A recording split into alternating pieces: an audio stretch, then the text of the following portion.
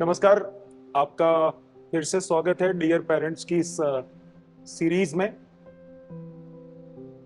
पिछले एपिसोड में हमने इंट्रोडक्टरी लेक्चर लिया था और बात की थी, जहां तक मुझे याद है, कि बच्चे के लिए 4 फैक्टर बहुत इंपॉर्टेंट है। बच्चा खुद, टीचर्स, पेरेंट्स और इन्वायरमेंट।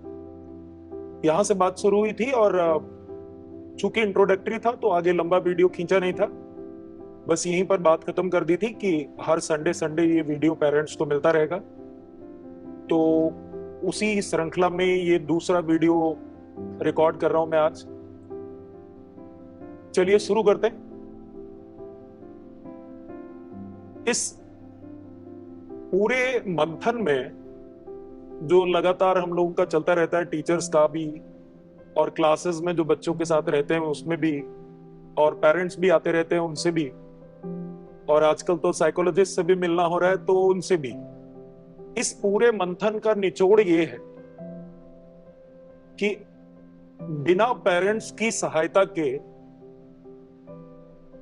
हम टीचर्स भी अपने पूरे पोटेंशियल को एक्सप्लोर कर नहीं पाएंगे।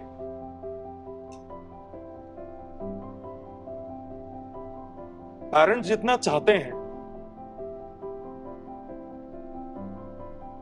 वो ज्यादा नहीं है।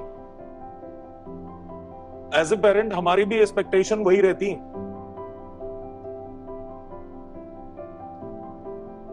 लेकिन अब फाइनली कंक्लूड ये किया हम लोगों ने कि अगर पेरेंट्स की सहायता मिल जाए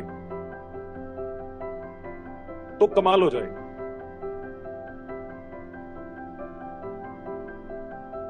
अच्छा, ये भी एक बहुत कॉमन सी बात निकल के आई है टीचर्स के साथ जब बात होती है कि 100% हम लोग काम कर सकते हैं, मतलब 100% सेफ्टी, और पेरेंट्स जो चाहे वो हो सकता है। असंभव नहीं है। कोऑर्डिनेशन चाहिए, बस पेरेंट्स का और टीचर्स का कोऑर्डिनेशन चाहिए। मुझे पूरा भरोसा है ना कि बड़ा आसानी से हम लोग अपना काम करा सकते हैं बच्चों से। जनरेशन नहीं है तो देखो एक्स्ट्रा केयर तो करनी पड़ेगी, और जनरेशन खतरनाक है। जेनेटिक्स बोलती है कि आने वाली जनरेशन इंप्रूव्ड वर्जन होती। तो नई जनरेशन है, नए चैलेंजेस हैं पेरेंट्स के लिए भी और टीचर्स के लिए भी। लेकिन क्लासेस में लगातार हम लोग रहते हैं ना, तो अब चूंकि दिन भर बच्चों के साथ ही रहना है, तो ये तो देखा है कि काम तो हम आसानी से निकाल लेते हैं। अब ये जो डियर पेरेंट्स की सीरीज शुरू हुई है ना, हम बहुत ज्यादा उत्साहित हैं इस बात को लेकर कि अब मजा आने वाला है। बड़ा अधूरा अधूरापन सा लगता था और बहुत सारी हसरतें थी कि पेरेंट्स मिलेंगे तो उनको ये बोलेंगे अगर ये हो जाए तो बहुत अच्छा हो जाएगा। जिस तरह पेरेंट्स सोच के जाते हैं ना पीटीएम में कि बेटा नहीं बात मानोगे तो पीटीएम में बता देंगे, वैसे ही हम लोग भी दिन भर यही सोचते रहते हैं कि पेरेंट्स मिलेंगे तो पेरेंट्स को बताएंगे, ये बताएंगे वो बताएंगे। अब पेरेंट्स इतनी दूर है, वो आ नहीं पाते, और आते हैं तो हम उतना समय नहीं दे पाते। कुल मिलाकर वो बात मजा नहीं आ रहा था। ये सीरीज में ना अब मजा आएगा। हम अपनी सारी बातें, मैं नहीं जानता हम लोग कितना इफेक्टिव होंगे, लेकिन हम अपनी सारी बातें रख तो पाएंगे अपनी बड़ी आसानी से। हम भेजने की तो पूरी कोशिश करेंगे। तो जनरेशन नई है, हमें भी थोड़ा एक्स्ट्रा एनर्जी लगानी पड़ेगी, कोऑर्डिनेशन थोड़ा बेहतर करना पड़ेगा। चीजें बेहतरीन हो जाएंगी, इसमें कोई डाउट नहीं है। जनरेशन नहीं है, इनका पेपर खराब हो जाए ना सर, पेपर ये आधा खराब करके आ सकते हैं, लेकिन इंस्टाग्राम पे जो स्टोरी लगाते हैं उसमें लिखते हैं आस्क मी एनीथिंग।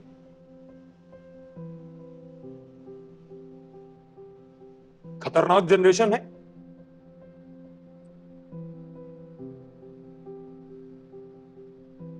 कितने बच्चे होंगे, कितने परसेंट बच्चे होंगे, आपको क्या लगता है कितने परसेंट बच्चे होंगे जो पेरेंट्स से बहुत ज्यादा घबराते हैं, इतना घबराते हैं कि वो झूठ बोलने लग जाते हैं? सर मुझे लग रहा है अभी भी 80-85% बच्चे अब ऐसे हो चुके हैं जिनसे पेरेंट्स घबराते हैं, जिनसे टीचर घबराते हैं। सर 3 दिन पहले की बात बता रहा हूं आपको, 2-3 दिन पहले की बात है। मैं लंच कर रहा था, एक मेल आया, तो नोटिफिकेशन आया, तो आजकल थोड़ा सेंसिटिव माहौल है तो डिले नहीं करते। तो मेल में क्या लिखा था sir? 1 mistake end game over.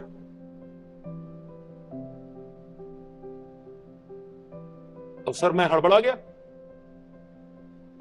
गौर रख दिया मैंने, और बार बार पढ़ा कि ये सही यही लिखा है। सर बोल्ड करके लिखा हुआ है, 1 मिस्टेक गेम ओवर। मैंने तुरंत फोन मिलाया ऑफिस को, हेल्पलाइन को, और बोला कि दौड़ो पता लगाओ, 2-4 मिनट के अंदर पहुंचो, क्योंकि तो बड़ा खतरनाक स्टेटमेंट। ब्रांच मैनेजर और 4-5 लोग तुरंत गए गाड़ी लेके। 11th का बच्चा था सर। तो उन लोगों ने मुझे बताया कि सर थ्रोट इन्फेक्शन था, एडमिट करा दिया उसे, और करीबन 1 घंटे के अंदर मुझे दोबारा मेल आया, खूब सारे इमोजी बने थे दिल वाले, थैंक यू सर।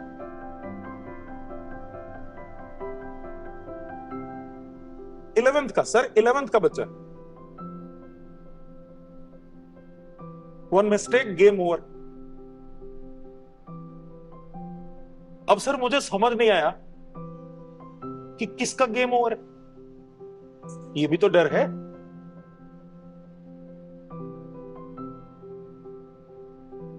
इलेवेंथ, और एज ए पेरेंट, मेरी बेटी भी 11th में है, तो हमें क्या लगता है एज ए पेरेंट कि 11th वाले यार इतने इनोसेंट हैं, अभी अभी तो 10th पास किया है। आप देखो,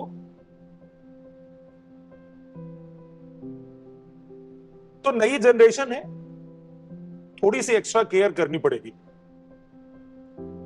और अगर हम लोग एक्स्ट्रा केयर कर लेते हैं, थोड़ी सी एक्स्ट्रा केयर टीचर्स कर लें और थोड़ी सी एक्स्ट्रा केयर पेरेंट्स कर लें, और एक्स्ट्रा केयर के नाम पर पता है कोऑर्डिनेशन हो जाए, बढ़िया मजा आ जाएगा। हम लोग भगवान को क्या बोलते हैं? सच्चिदानंद। भगवान का एक नाम है सच्चिदानंद। सच्चिदानंद का मतलब है 3 शब्दों से मिलकर बना है, सत्य, चित और आनंद। सत्य का मतलब है सत्य, ट्रुथ, चित्त चैतन्य, और आनंद आनंद। ईश्वर को बोलते हैं सच्चिदानंद, जिसमें 3 गुण हो, सत्य, चित्त और आनंद। इन तीनों शब्दों को थोड़ा थोड़ा इलैबोरेट करते हैं।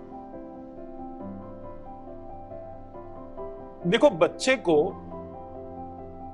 मैं सत्य की बात कर रहा हूं, सही क्या है और गलत क्या है, ये सिखाना एक दिन की प्रक्रिया नहीं है, पूरा जीवन निकल जाता है ये सीखने में कि सही क्या है और गलत क्या है। जाने कितने हमारे जीवन में शिक्षक आते हैं, दिन दिन भर बच्चा यही सीखता है कि सही क्या है और गलत क्या है। माता पिता भी यही सिखाते रहते हैं, सही क्या है और गलत क्या है। तो सच्चिदानंद में जो सत्य शब्द है, मैं बताना ये चाहता हूं कि बच्चे को ये ज्ञान होना बहुत जरूरी है कि सही क्या है और गलत क्या है। अच्छा, बच्चा मान लो अगर आपके साथ ही रहता है,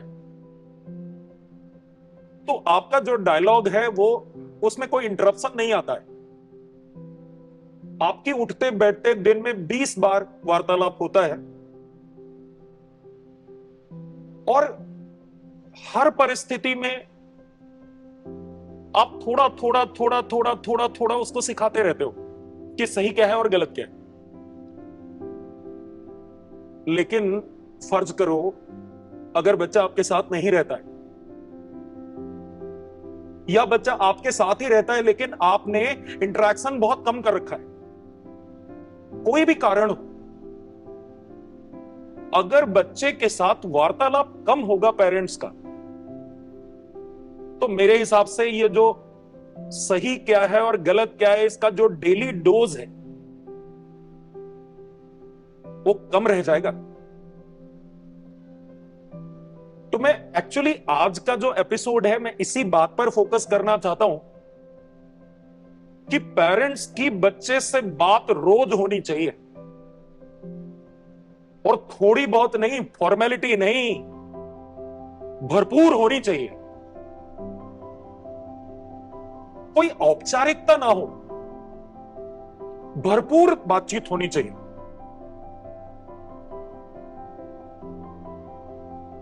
आप हम लोग सभी पेरेंट्स हैं, हम देखते हैं कि बच्चा अगर रोज हमसे बातें करता है तो हमें उसके बारे में ज्यादा से ज्यादा जानकारी मिलती है। जितनी ज्यादा हमारी बातचीत होती है उतनी ज्यादा हमें जानकारी मिलती है। जितनी हमें जानकारी हम निकाल पाते हैं उसमें से उतने ज्यादा गैप हमें समझ आते हैं, और जितने गैप आप सोचो पेरेंट्स को अगर पता लग जाए ये गैप है तो वो मानते ही नहीं है जब तक वो गैप भर ना जाए।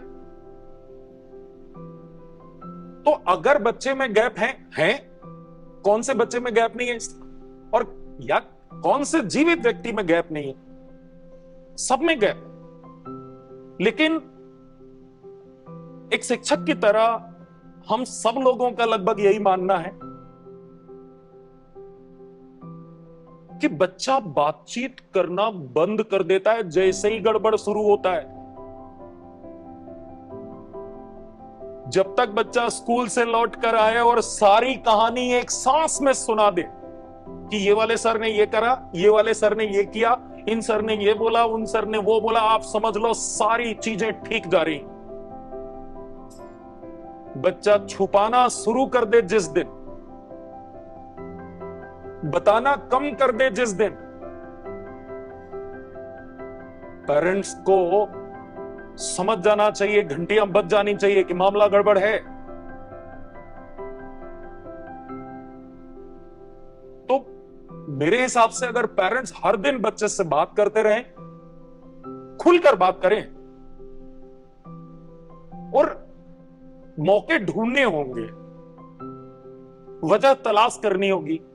अरे बच्चे से बात करने के लिए कौन सी वजह, लेकिन रोज बात करनी होगी। हम कितना भी परेशान क्यों ना हो, हमारा खुद का जीवन कितना ही स्ट्रेस्ड क्यों ना हो, कोई भी परिस्थितियां क्यों ना हो, हमें बच्चे से बात रोज करनी चाहिए। अब दूर बैठा है बच्चा, हर दिन अगर बात नहीं होगी, और आपको भी पता है कि जीवन एक एक क्षण से मिलकर बना हुआ है। अगर ये कहा जा रहा है ना कि हम सब कुछ कर सकते हैं जो हम प्लान कर सकते हैं, तो फिर ये मानकर चलो कि हमें वो एक एक क्षण पर काम करना होगा, कोई भी क्षण छूट ना जाए। क्योंकि एक एक वेव साउंड की,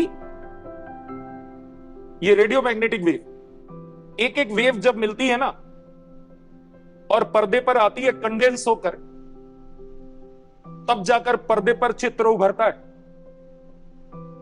और वो जो चित्र बहुत जल्दी जल्दी आते हैं तब वीडियो बनता है।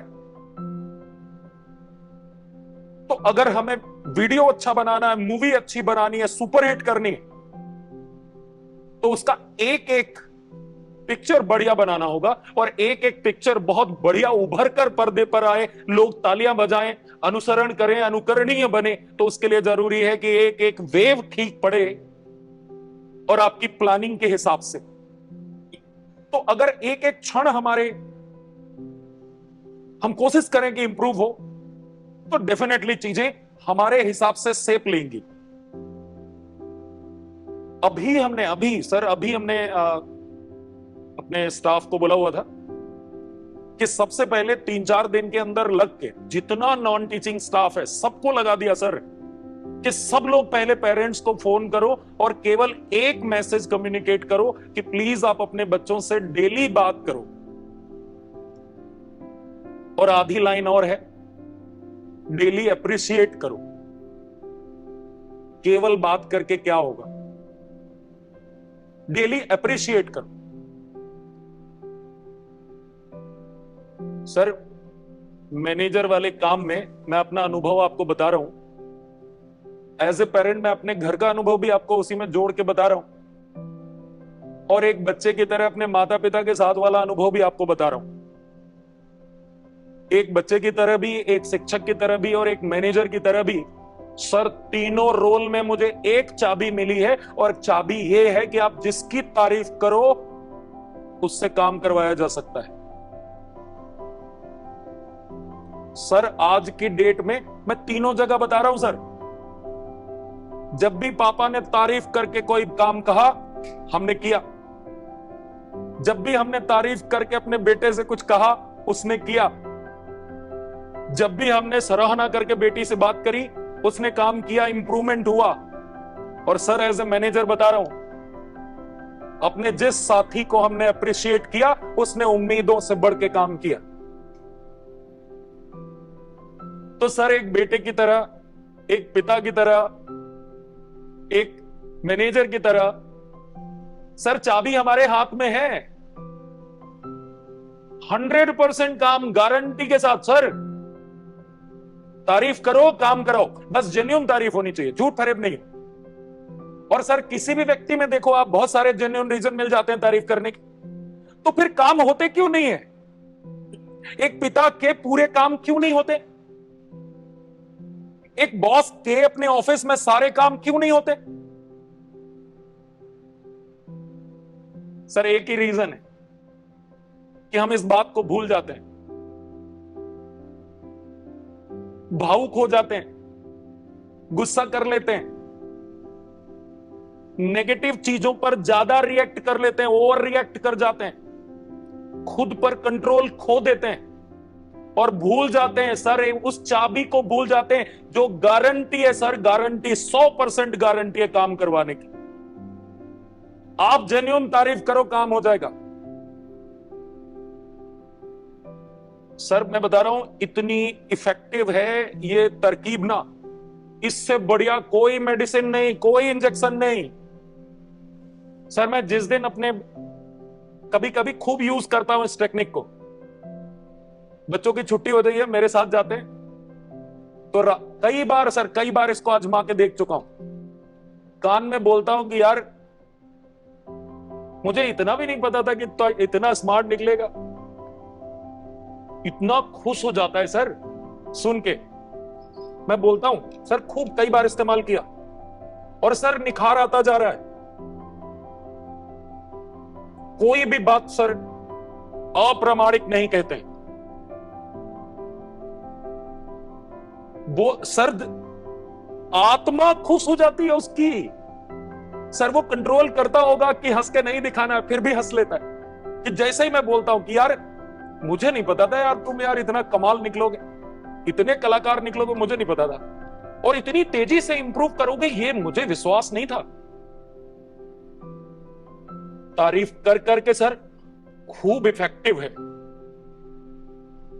तो जहां कहीं भी काम नहीं हो रहे, जहां कहीं भी काम खराब हो रहे हैं, जहां कहीं भी काम हमारे हिसाब से नहीं हो रहे, प्रोडक्टिविटी नहीं आ रही, मजा नहीं आ रहा है, रीजन एक ही, हमने जिसे काम दिया उस पे विश्वास नहीं किया, उसकी तारीफ नहीं की, उसमें ऊर्जा नहीं डाली, तो उसमें जान कहां से आएगी सर, प्राण कहां से आएंगे?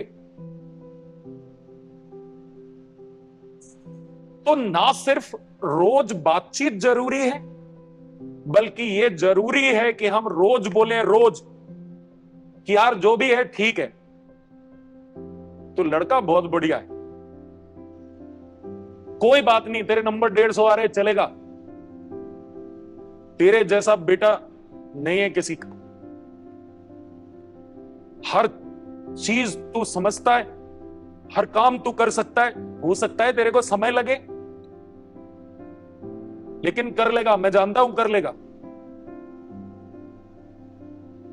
आप बताओ sir, as a son, father अगर रोज ये बोले सर गूज बम्प होता है।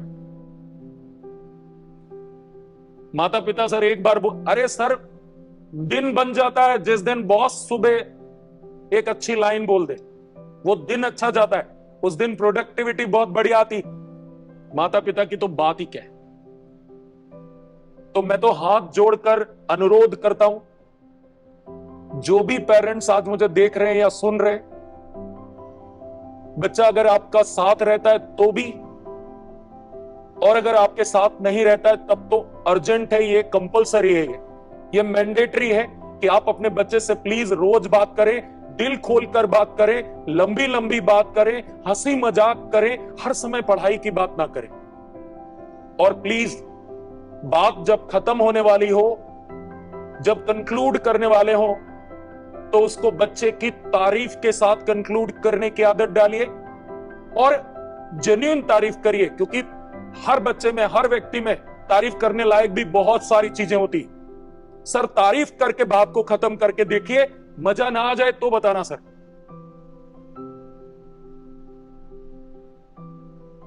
तो सच्चिदानंद में जो सत्य था, सत्य मतलब सत्य, और सत्य मतलब सही और गलत के बीच में अंतर करना जो जानता हो, सर ये बच्चा धीरे धीरे धीरे धीरे सही और गलत में अंतर करना सीख लेगा अगर पेरेंट्स हर दिन बात करें।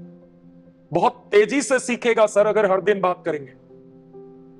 और सही और गलत के बीच में जो फासले हैं ना, बहुत जल्दी पहचान जाया करेगा अगर पेरेंट्स रोज बात करेंगे। कम समय लगेगा अगर जल्दी बात करेंगे। और अगर एप्रिसिएशन के साथ, तारीफ के साथ बात खत्म होने लगी ना हर दिन, आप महीना भर करके देखो सर, हर बातचीत का जब कंक्लूजन है वो अगर एप्रिसिएशन के साथ खत्म हो, सर बेहतरीन होता चला जाएगा, रिलेशन बेहतरीन होंगे, विश्वास बेहतरीन होता चला जाएगा। अरे काम होगा कैसे नहीं, 100% होता है सर। तो हर दिन बातचीत करें पेरेंट्स बच्चों से, और घाव को कभी खुला नहीं छोड़ते। घाव खुला छोड़ेगा, छूट जाएगा तो इन्फेक्शन होगा, पैथोजन आएंगे, घाव सड़ेगा, खुला नहीं छोड़ते। कभी भी अगर मान लो आपकी बातचीत होती है बच्चे से, आपको कोई गैप मिला, आप नाराज हो गए, हो लीजिए, आपका अधिकार है, लेकिन उस नाराजगी में कभी फोन मत काटिए। आपको गुस्सा होने का सर पूरा अधिकार है, खूब ज्यादा होने का भी पूरा अधिकार है, लेकिन सर उस गुस्से के बीच में आप फोन मत काटिए। पास में है तो भी ठीक है सर, अगर बच्चा दूर है तब तो बिल्कुल ऐसी गलती नहीं करनी चाहिए। आपको कोई गैप नजर आया, आप नाराज हो गए, आपने 4 सुना दी, अपना ही है इसलिए 4 और सुना दी, ज्यादा ही हो जाता है।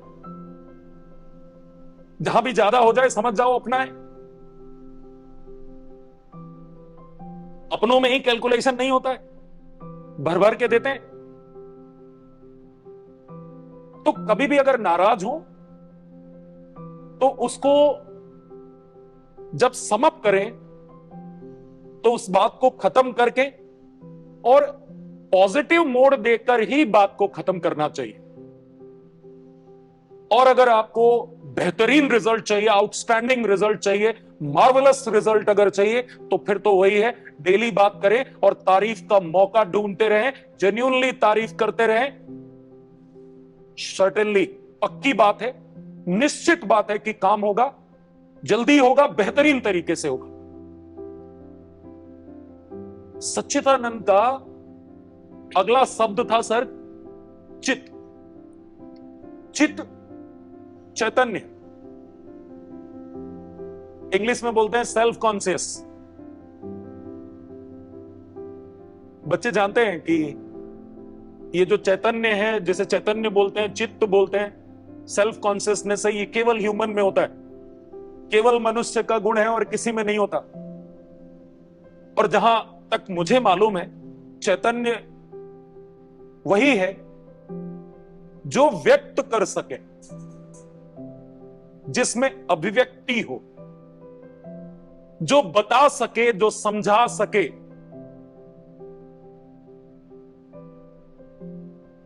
वही चैतन्य। तो सत्य मतलब सही और गलत की पहचान हमें हर दिन बतानी होती है अपने बच्चे को। ये दूसरी चीज सर मैं डिस्कस करना चाहता हूं, जो हमें बच्चे को हर दिन सिखानी है, वो है चैतन्य। बच्चा एक्सप्रेस कर सके, बच्चा बता सके, खुश है तो भी बता सके और परेशान है तो भी बता सके। सर इतना भी क्या दबाव बनाना कि बच्चा आपके डर में झूठ बोलने लगे।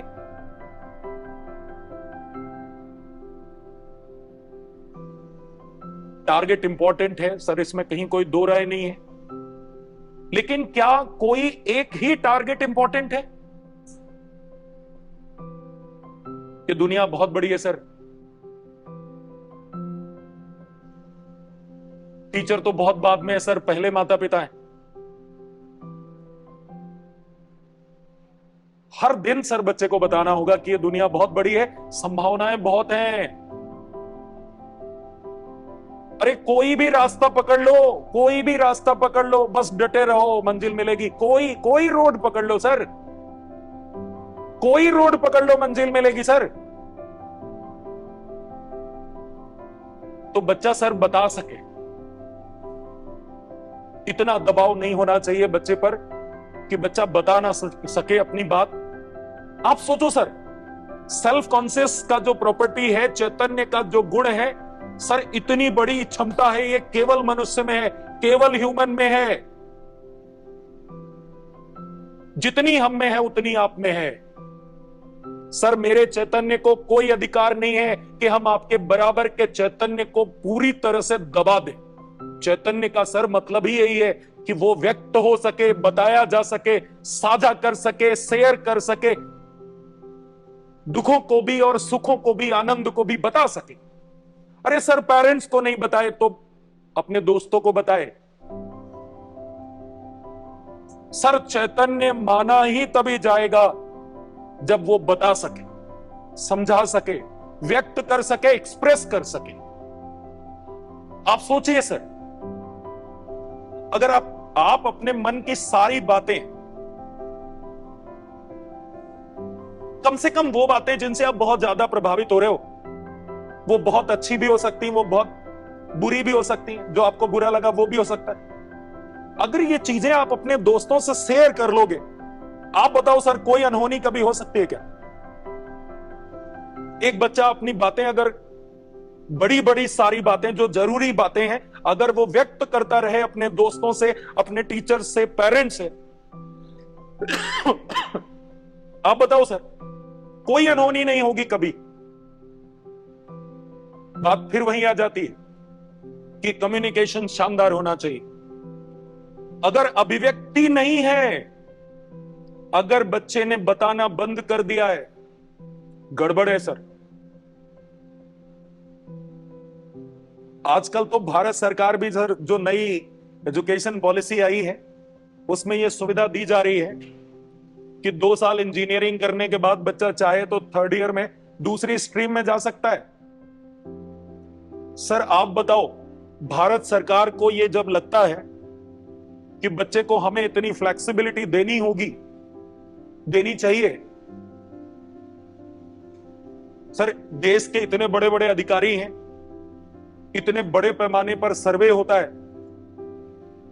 और आप जानते हो केवल ये नीति आयोग का मामला है, 1-2 साल देख के कोई डिसीजन नहीं होते। ये सब आगे के 20 साल, आगे के 50 साल देखकर ऐसे डिसीजंस होते हैं। तो सर अगर नीति आयोग ये मानता है पूरा पूरा इतना बड़ा सरकारी तंत्र, इतने बड़े बड़े सब अधिकारी लोग ये मानते हैं कि हमें बच्चे को ये फ्लेक्सिबिलिटी देनी होगी, बच्चा जब चाहे अपना स्ट्रीम बदल ले। सर दिन में 10 बार हम अपने फैसले बदलते हैं मन ही मन में, तो सर ये अधिकार हमें बच्चों को भी तो देना होगा। सर क्या पता क्यों बच्चे ने ये वाली चीज कहा कि पापा हमें ये करना है। हो सकता है सर 1 साल बाद उसका मन ना लग रहा उस चीज में। अब आप बताओ सर, बच्चे के स्तर पर सर सोच कर देखो, उससे नहीं हो रहा है, उसका मन नहीं लग रहा है। अब जब उसने चूज की थी बायोलॉजी तब उसका मन लगता था, तब उसे डॉक्टर बनना था। अभी उससे नहीं हो रहा है, वो नहीं, मन नहीं कर रहा, उसका नहीं कर पा रहा वो। उसने सारी कोशिश करके देख ली, नहीं हो रहा है सर।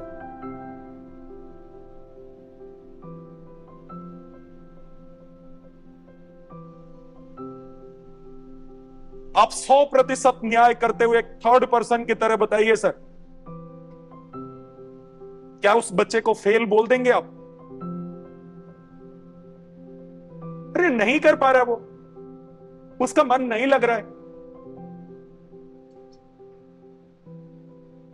सर हमें ये आजादी देनी होगी। और सोचो सर, अगर बच्चा कह नहीं पा रहा है, अगर मेरा बेटा या मेरी बेटी बोल नहीं पा रही है कि पापा जब हमने नीट की तैयारी करनी शुरू करी थी तब मेरा मन था कि डॉक्टर बनना है, आज मेरा मन नहीं है पापा, मैं नहीं कर पाऊंगी, यकीन मानो सर मैं बोल दूंगा कि ठीक है मत करो।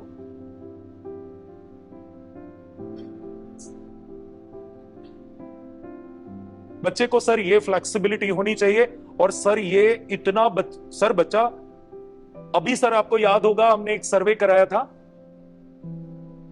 तो बच्चों ने और पूछा था हमने कि आने वाले 20 सालों में भारत की सबसे बड़ी समस्या क्या होगी। आप याद करो सर, छोटे छोटे बच्चों ने, ज्यादातर बच्चों ने यह बोला था कि आने वाले 20 सालों में भारत की सबसे बड़ी समस्या बेरोजगारी होगी। जबकि सर एक ऑप्शन हमने हैप्पीनेस इंडेक्स का भी दिया था। लेकिन सर सोचो, ये छोटे छोटे बच्चे जिन्हें हम ये सोचते हैं ना कि ये समझदार नहीं है, इनको कुछ मालूम नहीं है, ये फेल हो जाएंगे, सर ये सोचो, ये मतलब से ज्यादा सोचते हैं। एज ए पेरेंट सर मुझे तो नहीं लगता इतना, इनको इतना भी नहीं सोचना चाहिए। सर आप बताओ, इस समाज ने, हम सब उसके दोषी हैं, क्योंकि बच्चा दिन रात केवल माँ बाप के साथ ही नहीं रहता, वो दिन भर क्लासेस में भी नहीं रहता, वो पूरे समाज में है। सर क्या छोटे छोटे बच्चे क्या इवेल्युएट कर रहे हैं 20 साल बाद कि बेरोजगारी सबसे बड़ी समस्या होगी? कैसे उनके दिल में ये बात बैठ गई? पर क्यों होगी भाई?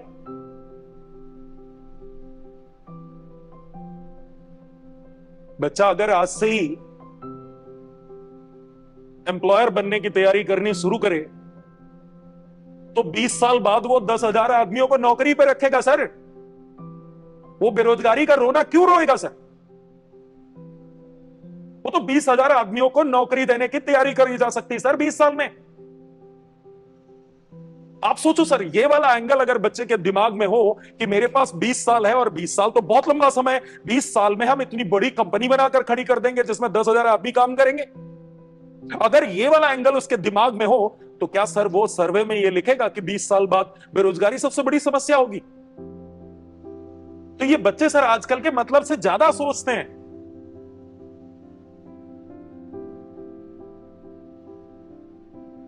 तो जो चित्त है, जो चैतन्य है, जो सेल्फ कॉन्शियस है सर, वो हमें देखो, एज ए टीचर बोलो चाहे एज ए पेरेंट बोलो, हमें बच्चे में चैतन्य के स्तर को पुष्पित और पल्लवित करना होगा, सप्रेस नहीं करना।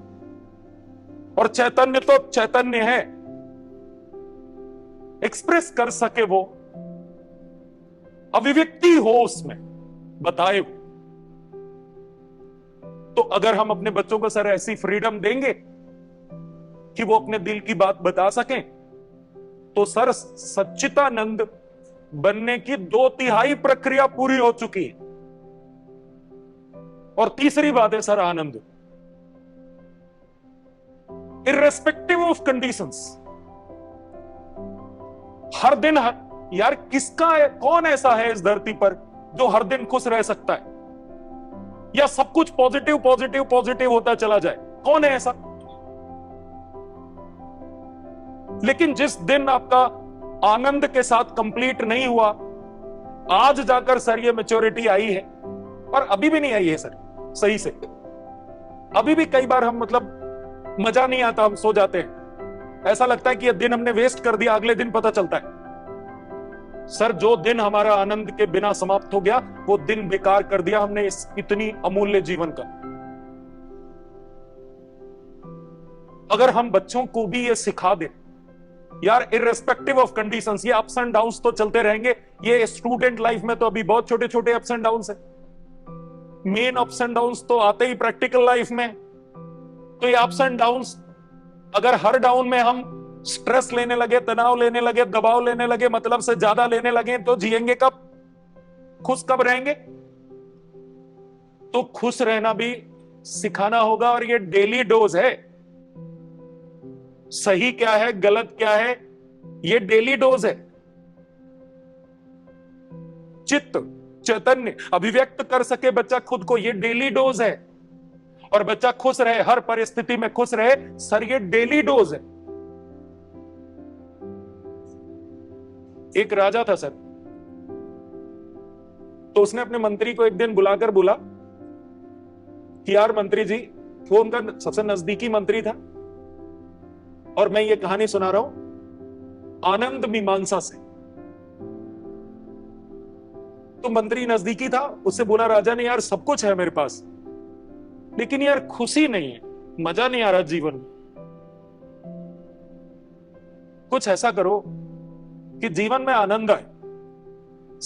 सब हासिल कर लिया, मजा ही नहीं है अब। तो मंत्री ने बोला कि अपने जो राज्य सभा में गुरुजी हैं, उनके सामने इस बात को कल रखते हैं, और हमें विश्वास है कि वो रास्ता दिखाएंगे। सर अगले दिन ये बात गुरुजी के सामने रखी गई, तो गुरुजी ने हंसने लगे और बोले कि ये तो आसान है, ये कोई बड़ी मुश्किल नहीं है,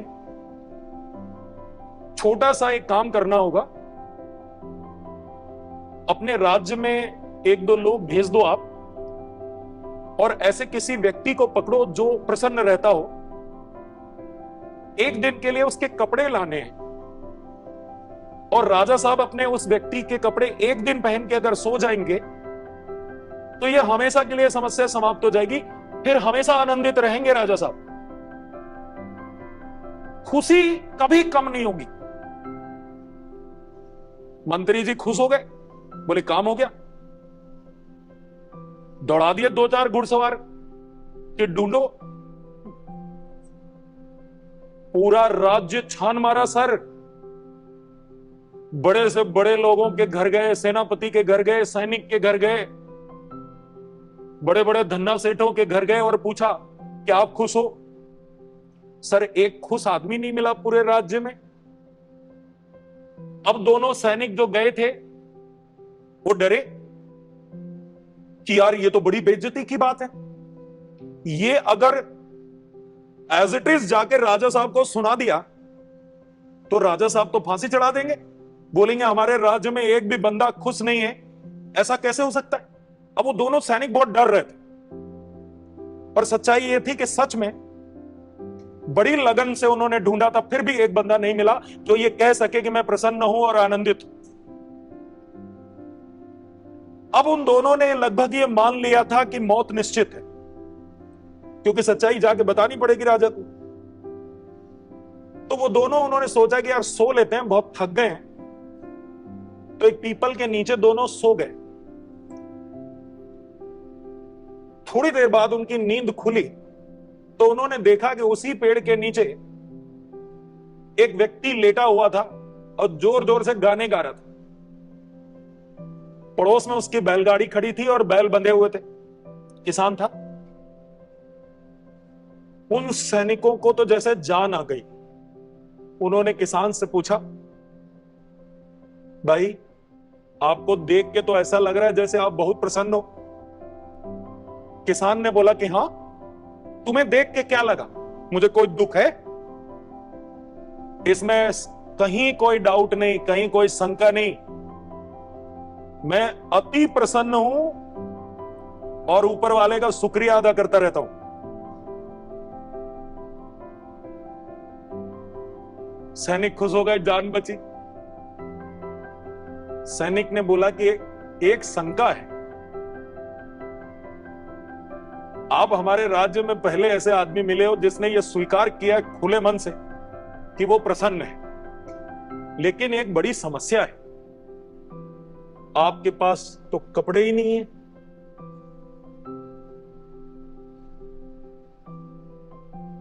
और हमें चाहिए थे खुश आदमी के कपड़े। तो बोला, हाँ यार, कपड़ा तो ऊपर कुछ है नहीं, नंगे बदन वो लेटा हुआ था, धोती पहने। तो उसने बोला कि आप परेशान मत हो, आप राजा के सामने मुझे ले चलो, मैं कह दूंगा चल के कि मैं बहुत प्रसन्न हूं।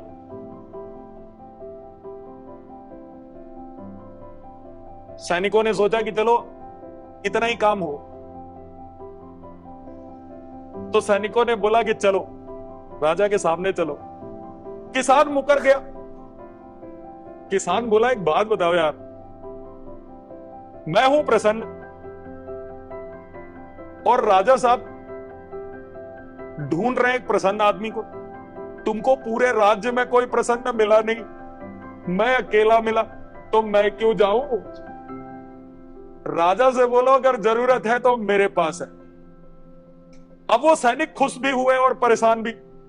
खुश इसलिए हुए कि यार ये तो सच में प्रसन्न है। रत्ती भर भी कोई दुखी होगा तो राजा के आदेश की अवहेलना करेगा? ये तो परम आनंदित होने का लक्षण है। बोला, जरूरत है तो राजा से बोलो मिले, मैं क्यों जाऊं जब मैं इतना कीमती हूं। सैनिक बोले, चलो ठीक है। जाके उन्होंने राजा को सारी कहानी सुना दी। राजा ने भी बोला, कोई बात नहीं है, वो सही, बिल्कुल ठीक बात। अगर पूरे राज्य में कोई ये तैयार ही नहीं हुआ बोलने के लिए कि मैं प्रसन्न हूं, और ये एक व्यक्ति मिला है जो अति प्रसन्न है और मुझे बुला रहा है, तो चलो चलते हैं।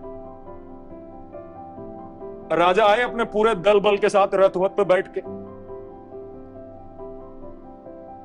आपको मजा आएगा सर सुन के। किसान ने मिलने से मना कर दिया, बोला कि नहीं, इस अवस्था में नहीं मिलेंगे। बस यही बोलना जाके राजा को। तो संदेश आया राजा का, भाई तो किस अवस्था में मिलोगे? तो उसने बोला, जिस अवस्था में मैं हूं उसी अवस्था में आओ तो बराबर की बात होगी, ऐसे तो मजा ही नहीं आएगा। सर राजा ने स्वीकार कर लिया। राजा भी नंगे बदन पहुंचा, वही धोती वोती लपेट के, क्योंकि राजा को भी उत्सुकता बढ़ गई थी। और जब किसान के पास गया, सर किसान ने क्या बोला कि राजा साहब बाद की बातें बाद में करेंगे, पहले एक मेरी मदद कर दो, मेरी पीठ खुजा दो।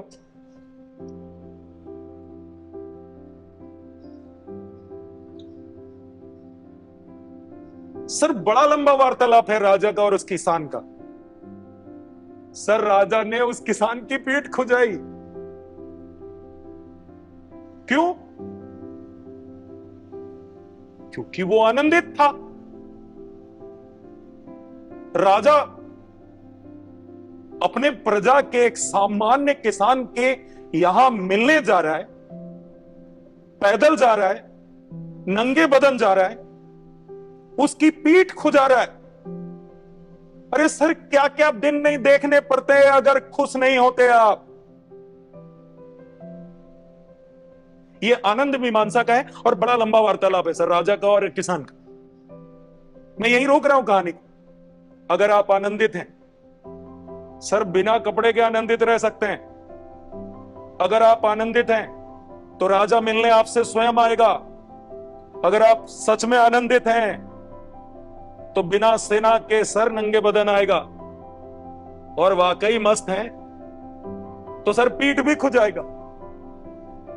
और अगर प्रसन्न नहीं हुए तो सर राजा होकर भी देख लो आपको क्या क्या करना पड़ सकता है। तो सर कहने का मतलब यह है कि जिसको सत्य और असत्य में भेद करना आता हो, जिसको व्यक्त करना आता हो और जो आनंदित रहता हो, सर वो तो सच्चिदानंद है। सच्चिदानंद तो सर विष्णु जी को बोलते।